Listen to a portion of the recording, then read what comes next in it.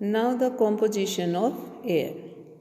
Air is a mixture of gases mainly containing nitrogen about 78% by volume and oxygen about 21% by volume. And the remaining 1% is made up of a gas called argon, 0.9% carbon dioxide, 0.03% and small amount of other gases. Varying quantities of dust, smoke and water vapor are also present. And the amount of these in the air varies from place to place and from time to time.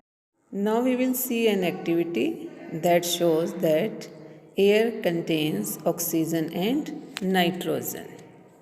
So children, we will light a candle and cover it with a glass tumbler. Okay, and you can see that the candle get extinguished after some time.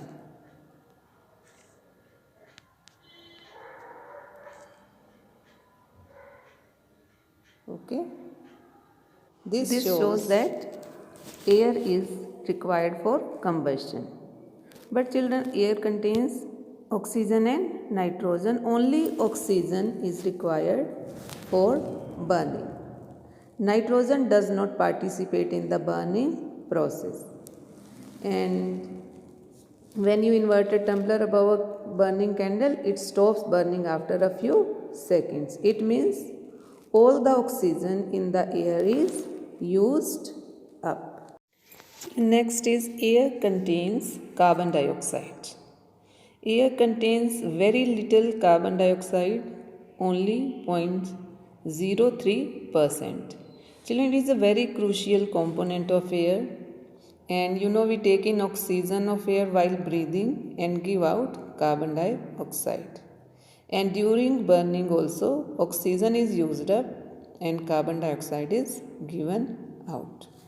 Now children, breathe out and feel the gas that comes out from your body. It is warm and that gas is carbon dioxide. Next, air contains water vapor. And the amount of water vapor in air varies from place to place and from time to time. Mumbai has more water vapor than Delhi throughout the year. You know why?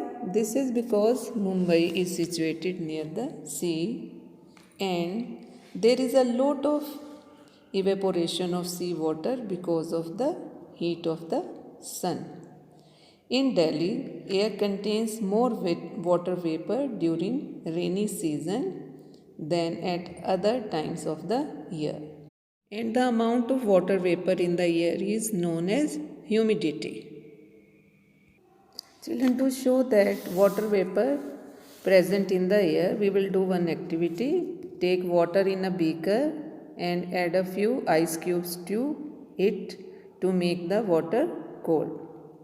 Keep it for some time on a table and then observe the beaker.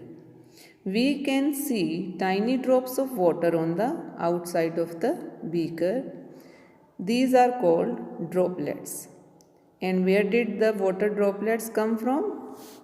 As the air in contact with the tumbler cools down, the water vapor present in the air condenses to form water.